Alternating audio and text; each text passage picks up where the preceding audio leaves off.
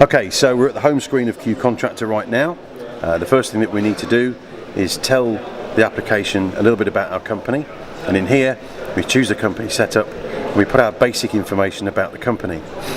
Don't forget your VAT number and your company registration number, and indeed any terms and conditions or sign-off text that you might need to have at the end of every estimate. This might be something like, this estimate is valid for 30 days. You've got the option here to put in testing and inspection fees and project management fees. Default fees it can either be as a value or it can be as a percentage. And this will populate into every single estimate as and when you create them. You can change them within the estimate, so don't worry about if you want to actually charge more or less per project. Very, very simple. We've done the company setup, and because you chose electrician as the contractor as your industry at the beginning, you can go into edit items, and these are the typical sort of items that you would see as an electrician.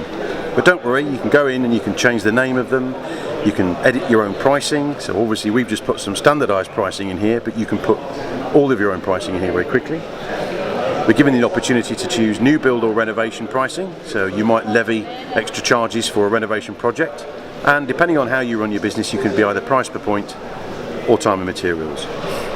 With time and materials, you're going to put your profit markup percentage in, any labour cost for the item. And then down here, these will be all the materials that you require for that particular item.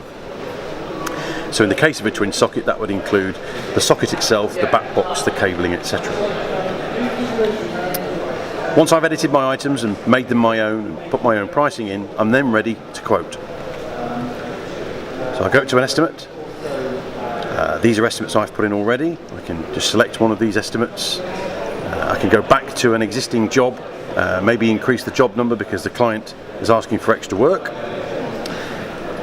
I go into the needs analysis, and rather like a text message, it's very, very simple for me to choose a room or add a room, give the room a name. And don't forget you can use the dictation feature within the application. I can speak into the application and it will make the notes for me. Customer requires metal faceplates.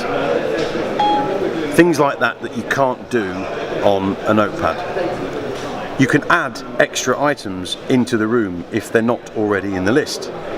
By clicking the add button, at this stage the customer might want socket to be moved.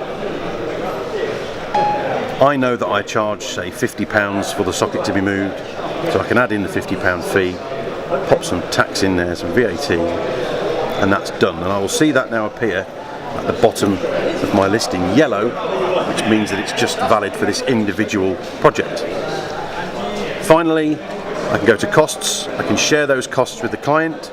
I can edit any inspection fees at the bottom here if I want to. If not, it will pull in my default. I can turn off the tax, I can turn off the labour and adjust pricing accordingly. Finally, when I'm ready, I can send the reports to my customers. I can select multiple reports, click generate selected reports, and I can scroll through them and take a look, swipe across to take a look at the next report, and finally press the email tab and email to my customer. Send. And that's it. That's as simple as QContractor needs to be. So come along, get involved and enjoy the speed and efficiency of QContractor.